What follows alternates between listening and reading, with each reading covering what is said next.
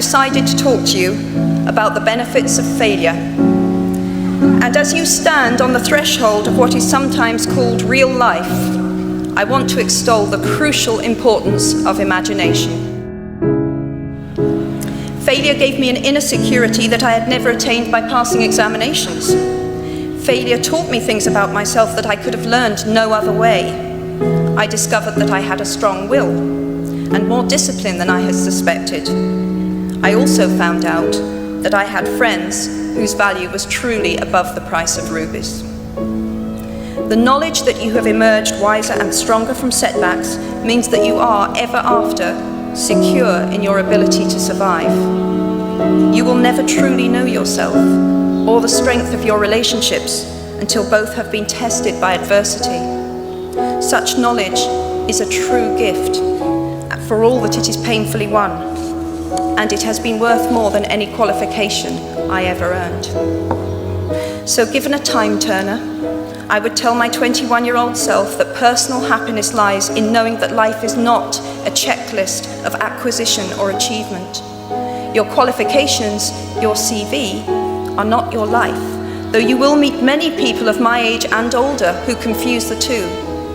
Life is difficult and complicated and beyond anyone's total control, and the humility to know that will enable you to survive its vicissitudes.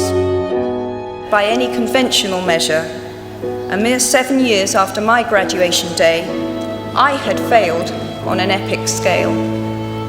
An exceptionally short-lived marriage had imploded, and I was jobless, a lone parent, and as poor as it is possible to be in modern Britain without being homeless. The fears that my parents had had for me and that I had had for myself had both come to pass.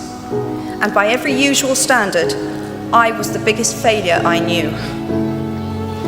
Now, I'm not going to stand here and tell you that failure is fun.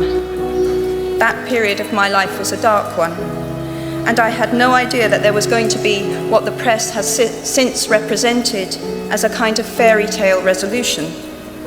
I had no idea then how far the tunnel extended, and for a long time, any light at the end of it was a hope rather than a reality. So why do I talk about the benefits of failure? Simply because failure meant a stripping away of the inessential.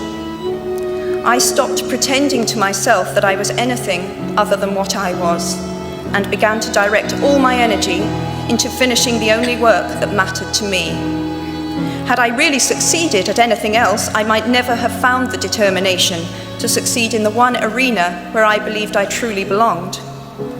I was set free because my greatest fear had been realized, and I was still alive, and I still had a daughter whom I adored, and I had an old typewriter and a big idea. And so rock bottom became the solid foundation on which I rebuilt my life.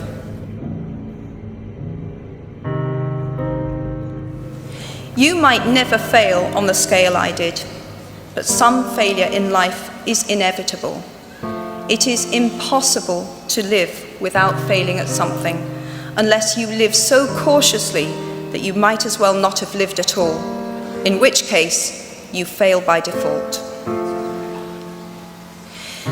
Now, you might think that I chose my second theme, the importance of imagination, because of the part it played in rebuilding my life, but that is not wholly so.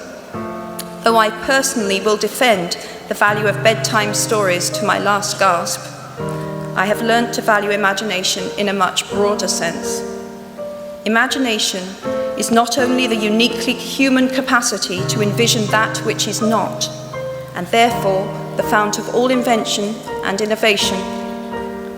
In its arguably most transformative and revelatory capacity, it is the power that enables us to empathize with humans whose experiences we have never shared. One of the many things I learned at the end of that classics corridor down which I ventured at the age of 18 in search of something I could not then define was this, written by the Greek author Plutarch. What we achieve inwardly will change outer reality. That is an astonishing statement, and yet proven 1,000 times every day of our lives. It expresses in part our inescapable connection with the outside world, the fact that we touch other people's lives simply by existing.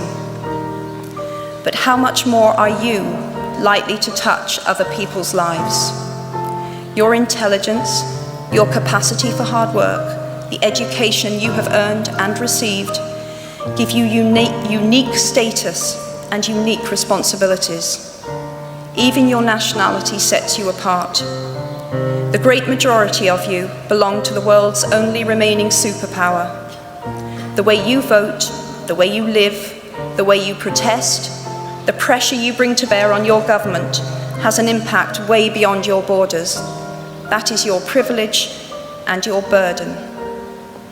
If you choose to use your status and influence to raise your voice on behalf of those who have no voice, if you choose to identify not only with the powerful but with the powerless, if you retain the ability to imagine yourself into the lives of those who do not have your advantages, then it will not only be your proud families who celebrate your existence, but thousands and millions of people whose reality you have helped change.